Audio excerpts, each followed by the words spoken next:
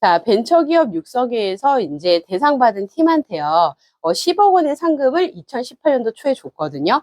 그 지원금을 받았던 그 벤처팀이 나중에 이제 5년 지나고 나서 6년째 말부터, 2023년도 말부터 5회에 걸쳐서 돈을 갚기 시작한다고 합니다. 이게 돈을 빌려주는 거랑 갚는 문제랑 거의 이제 똑같은 거거든요. 똑같은 건데, 돈을 빌려주는 사람이나 갚는 사람이나 서로 손해가 없게끔 해주는 게 중요한 거예요. 그러니까 육성에도 처음에 10억 원을 줬잖아요, 상금을. 근데 이 10억 원을 줬는데 나중에 이제 벤처팀이 정말 돈을 갚을 때 10억 원만 딱 맞춰가지고 주면 안 되고요.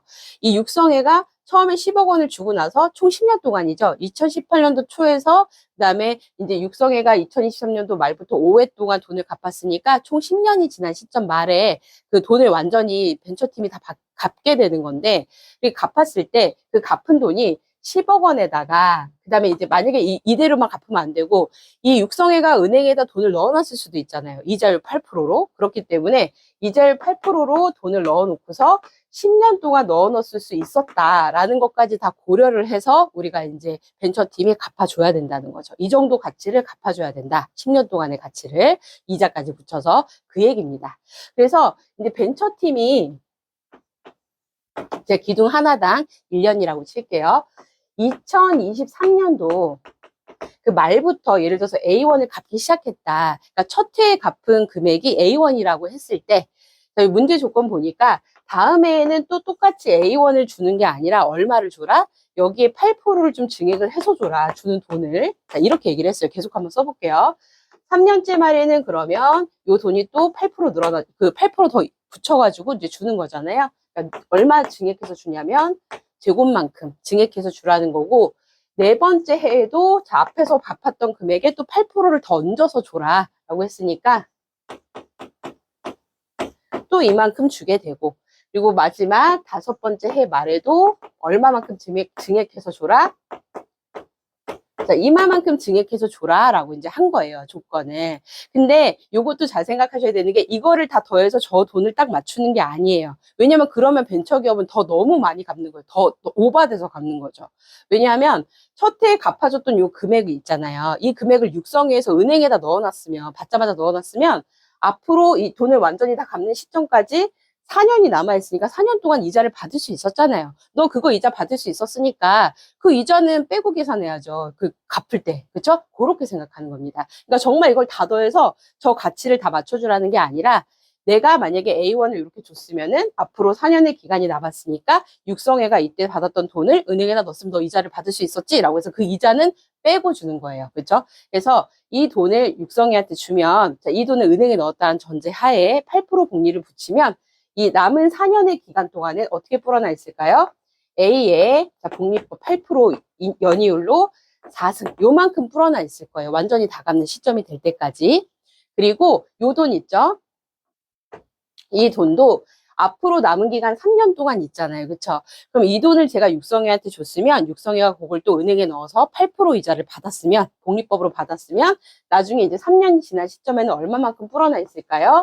자, 이게 원금이고, 자, 3년 동안 복리로 8% 이자를 받으니까 자, 이만큼 불어나 있을 거란 말이에요. 그러면 이제 돈을 완전히 갚는 시점에 요 돈은 A 곱하기 1.08에 1승 더하기 3승이니까 4승으로 불어나 있을 거다. 마찬가지로 얘도 얼마만큼 불어나 있을까요? 앞으로 2년의 기간이 남았네요. 1.58의 제곱을 더 곱해 주셔가지고 자, 이렇게 풀어나 있을 거고, 마찬가지로 얘도 얼마만큼 늘어나 있겠어요? 1년 기간 더 있으니까 이자 한 번 더 붙여서, 그리고 마지막으로 얘는 넣자마자 그냥 갖고 가야죠. 주자마자 갖고 가야 돼요. 그렇죠? 육성에. 왜냐면 뒤에 기간이 없잖아요. 여기서 딱 종료가 됐잖아요. 그렇죠? 그래서 요 돈은 주자마자 그냥 육성회가 갖고 가는 거다. 결국 우리 벤처기업이 갚아준 돈에다가 그 은행에다 이자를 그 갚는 시점마다 은행에다 넣었다고 생각하고 복리까지 붙여주면은 이 돈 다 합치면 어떻게 돼요? 저기 벤처기업이 갚아주는 금액에 이자까지 다 붙여주면 A의 1.58 4승, 여기도 A의 1.58의 4승, 얘도 다 똑같고 A하고 다 똑같네요. 그쵸? 그래서 A의 1.58의 4승만 5번을 더해주면 저 돈을 딱 맞춰주면 되는 거예요. 그러니까 벤처기업이 그 해마다 줬었던 그 돈에 대해서 은행에다 이자까지 받았다고 생각한 요 가치랑 저 가치랑 이제 이 갚는 가치랑 저 이제 빌려줬던 가치랑 그쵸? 이제 일치만 시켜주시면 됩니다. 따라서 A 곱하기 이거 5개. 이제 요거 합쳐준 거. 요거랑 이렇게 가치가 일치만 하면 서로가 손해가 없게 이제 육성이나 벤처기업이나 빌려주고 갚고 이렇게 되는 거죠. 자, 계산해 볼게요. 약분 좀 해볼게요. 요거 2. 그 다음에 1.58 4승 이렇게 또 나눠주면 1.58의 6승. 얘가 얼마다? A1이다. 근데 이제 1.08의 6승을 1.6이라는 근사값으로 계산하라고 했거든요. 그러면 2 곱하기 1.6이니까 얼마예요? 3.2고요. 제가 아까 억 단위를 생략하고 문제를 풀었어요. 그래서 여기서 이거는 3.2억 원입니다. 이게 바로 뭐다? 첫 해에 갚았던, 벤처기업이 첫 해에 갚았던 그 A1이 되더라 라고 이제 문제를 풀어주시면 되겠습니다.